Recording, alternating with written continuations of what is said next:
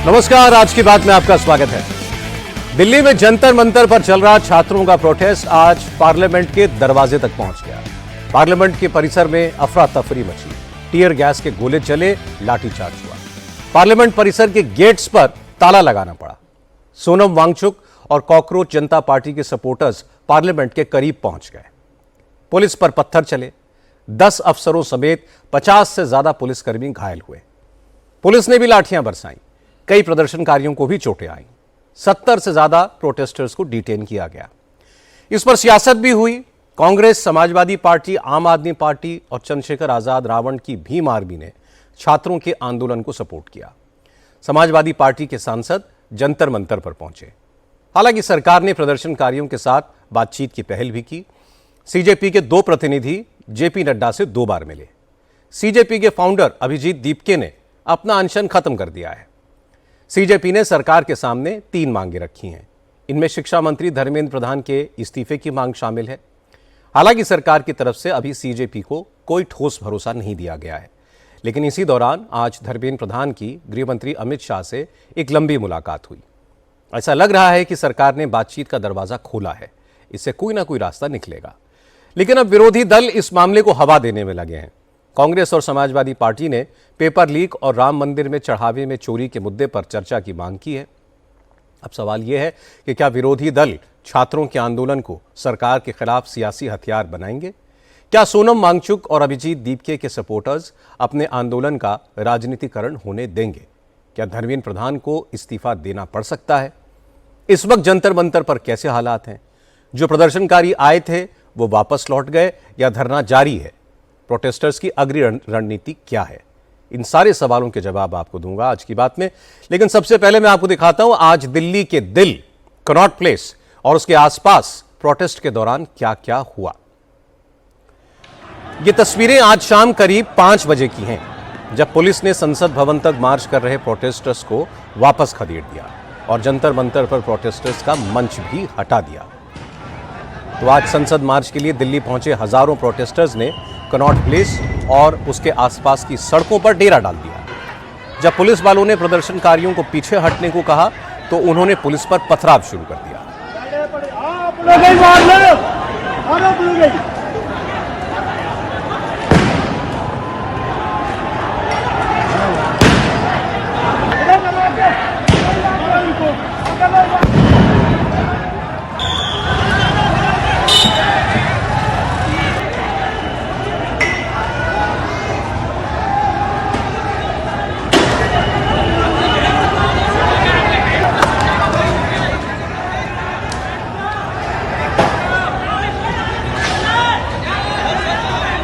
Health minister JP Nadda ने आज cockroach जनता party के रिप्रेजेंटेटिव्स को 2 बार बातचीत के लिए अपने घर बुलाया।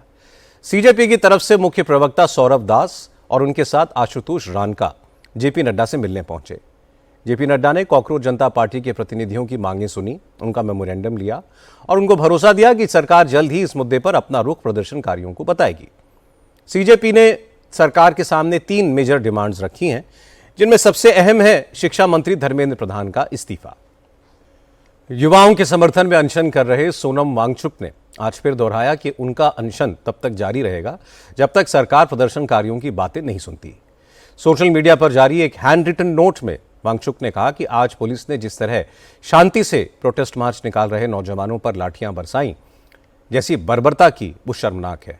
अब सरकार जब तक प्रोटेस्ट करने वालों को संसद में बुलाकर बात नहीं करती, जब तक शिक्षा मंत्री की जवाबदेही तय नहीं होती, तब तक वो अनशन खत्म नहीं करेंगे। असल में आज पार्लियामेंट के मॉनसून सेशन का पहला दिन था और आज ही कॉकरोच जनता पार्टी ने जंतर मंतर से संसद भवन तक मार्च करने का ऐलान किया था। आज सुबह से ही बड़ी तादाद में प्रोटेस्टर्स जंतर मंतर पर इकट्ठा होने लगे थे। ये प्रदर्शनकारी दिल्ली और आसपास के इलाकों से ही आए थे। पुलिस ने भी प्रदर्शनकारियों से साफ कह दिया था कि उनको संसद भवन तक जाने की परमिशन नहीं है, उन्हें जाने नहीं दिया जाएगा। प्रदर्शनकारी ज्यादा से ज्यादा केरल भवन तक जा सकते हैं। हालांकि प्रोटेस्टर्स अलग अलग ग्रुप्स में बंटकर जंतर मंतर के अलावा दूसरे रास्तों से ही संसद भवन पहुंचने की जुगत में थे।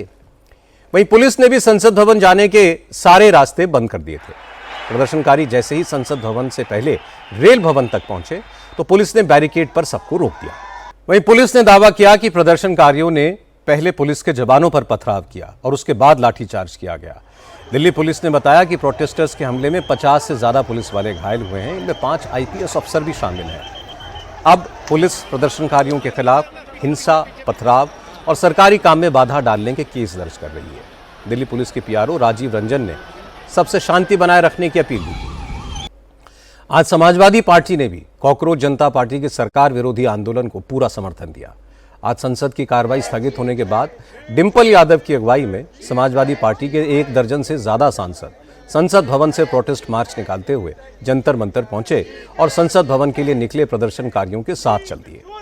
पार्लियामेंट स्ट्रीट पर जब पुलिस ने प्रदर्शनकारियों पर लाठीचार्ज किया तो कई नौजवान चोट खाकर गिर पड़े, तो समाजवादी पार्टी की सांसद डिंपल यादव ने उनको संभाला। आज कॉकरोच जनता पार्टी के प्रोटेस्ट का मुद्दा पेपर लीक का मसला संसद के अंदर भी उठा। चेयर से परमिशन नहीं मिलने पर विपक्षी सांसदों ने नारेबाजी की। इस वजह से लोकसभा की कार्रवाई बार बार स्थगित करनी पड़ी। राज्यसभा में लीडर ऑफ ऑपोजिशन मल्लिकार्जुन खड़गे ने कार्रवाई शुरू होते ही पेपर लीक का मुद्दा उठाया। हालांकि चेयरमैन सीपी राधाकृष्णन ने खड़गे को इजाजत नहीं दी और सदन को स्थगित कर दिया। इसके बाद खड़गे ने बाहर आकर सरकार को घेरा। कहा, मोदी सरकार नौजवानों के भविष्य से खिलवाड़ कर रही है। आवाज उठाने पर नौजवानों को पीटा जा रहा है, ये शर्मनाक है। दिल्ली में आज एक और प्रोटेस्ट था और हुआ, और इस प्रोटेस्ट की अगुवाई की फारूक अब्दुल्ला और जम्मू कश्मीर के मुख्यमंत्री उमर अब्दुल्ला ने। जम्मू कश्मीर को पूर्ण राज्य का दर्जा दिलाने की मांग को लेकर उमर अब्दुल्ला की अगुवाई में जम्मू कश्मीर की कई पार्टियों का डेलीगेशन दिल्ली आया हुआ था। ये लोग पहले जम्मू कश्मीर भवन में जुटे और फिर वहां से प्रोटेस्ट करने जंतर मंतर जाना चाहते थे, लेकिन जंतर मंतर पर कॉकरोच जनता पार्टी की वजह से पहले ही हंगामा हो रहा था। इसलिए पुलिस ने उमर अब्दुल्ला और उनके साथ आए लोगों को वहां नहीं जाने दिया। हालांकि उन्होंने ऑटो में बैठकर जंतर मंतर जाने की कोशिश की, लेकिन सफल नहीं हो पाए। उमर अब्दुल्ला ने ऑटो में जाने का वीडियो सोशल मीडिया पर पोस्ट किया। आइए अब बात करते हैं राम मंदिर में चढ़ावा चोरी की। इस मामले पर आज सुप्रीम कोर्ट में सुनवाई हुई। कोर्ट ने कहा कि राम मंदिर में चोरी एक आपराधिक केस है और इसकी जांच उसी तरीके से होनी चाहिए। इस मामले का राजनीतिकरण नहीं करना चाहिए। हालांकि इसके साथ ही कोर्ट ने कहा कि राम मंदिर में चोरी की जांच कर रही एसआईटी का पुनर्गठन होना चाहिए और इसका चीफ किसी आईपीएस अफसर को बनाना चाहिए। सुनवाई के दौरान चीफ जस्टिस ने पूछा कि फिलहाल मामले की जांच कौन कर रहा है। इस पर सॉलिसिटर जनरल तुषार मेहता ने कोर्ट को बताया कि अभी इस मामले की जांच पुलिस कर रही है। उन्होंने कहा कि पहले गठित एसआईटी ने सिर्फ प्राइमा फेसाई जांच की थी, रेगुलर इन्वेस्टिगेशन पुलिस ही कर रही है। चीफ जस्टिस सूर्यकांत ने पूछा कि क्या एसआईटी का दोबारा गठन किया जा सकता है, तो इस पर सॉलिसिटर जनरल ने कहा कि सरकार को इसमें कोई आपत्ति नहीं है। सुप्रीम कोर्ट अब इस मामले में अगले सोमवार को सुनवाई करेगी। मोदी के बाद बात योगी की, जो आज बाराबंकी में थे। योगी सरकार अब अयोध्या में राम मंदिर और वाराणसी में काशी विश्वनाथ कॉरिडोर की तर्ज पर बाराबंकी में लोधेश्वर महादेव मंदिर कॉरिडोर बनाने जा रही है। आज मुख्यमंत्री योगी ने लोधेश्वर महादेव मंदिर में पूजा की और फिर वहां कॉरिडोर बनाने का ऐलान किया। योगी ने कहा कि पहले की सरकारें कब्रिस्तान में बाउंड्री वॉल बनवाती थी, ये सरकार मंदिर कॉरिडोर बनाती है। लोधेश्वर महादेव मंदिर का कॉरिडोर करीब 20 बीघे में फैला होगा। कॉरिडोर के लिए मंदिर के आसपास के 127 मकानों और दुकानों को हटाया गया है। अब बात मध्य प्रदेश की। मोहन सिंह यादव की सरकार मध्य प्रदेश में यूनिफॉर्म सिविल कोड लागू करेगी। आज सरकार ने विधानसभा में यूसीसी का बिल पेश कर दिया। हालांकि सरकार इसका ऐलान पहले ही कर चुकी थी, इसलिए विपक्ष भी तैयारी के साथ आया था। कांग्रेस का आरोप है कि सरकार जानबूझकर जनता के मुद्दों से ध्यान भटकाने के लिए विवादित मुद्दों को हवा देने की कोशिश कर रही है, इसलिए कांग्रेस यूसीसी का पुरजोर विरोध करेगी। आज सरकार ने जो बिल पेश किया है उसमें सभी धर्मों के लोगों के लिए शादी विवाह, तलाक और विरासत के कानून एक जैसे होंगे। अब बात बंगाल की। ममता बनर्जी गुट को आज कलकत्ता हाईकोर्ट से 2 बड़े झटके लगे। कलकत्ता हाईकोर्ट ने आज तृणमूल कांग्रेस के अकाउंट्स पर लगी रोक को हटाने से इनकार कर दिया। टीएमसी के इन खातों को ईडी ने फ्रीज किया है। इन अकाउंट्स में 440 करोड़ रुपए जमा है। ममता बनर्जी ने ईडी के फैसले के खिलाफ हाईकोर्ट का दरवाजा खटखटाया था। ईडी के फैसले पर अंतरिम रोक लगाने की मांग की थी, लेकिन आज जस्टिस कृष्ण राव की बेंच ने ममता को राहत देने से इनकार कर दिया। अब बात मौसम की। जम्मू कश्मीर और उत्तराखंड में बारिश ने भारी तबाही मचाई है। जम्मू कश्मीर के राजौरी, पुंछ और श्रीनगर में बारिश से हालात बिगड़ गए। पुंछ और राजौरी में क्लाउड बर्स्ट हुआ। लैंडस्लाइड के साथ भयंकर बाढ़ आई। जिसमें 12 से ज़्यादा लोगों की मौत हो गई और कई लोग लापता हैं। पुंछ के उरीगम डोमेल ढोक में तेज बारिश और बाढ़ के बाद रिहायशी मकान बह गए। आज अमेरिका ने ईरान पर एक बार फिर जबरदस्त बमबारी की। आज अमेरिकी फोर्सेस के निशाने पर ईरान की तबरीज सिटी का इलाका रहा। तबरीज सिटी में IRGC का मिसाइल बेस और मिसाइल फील्ड है।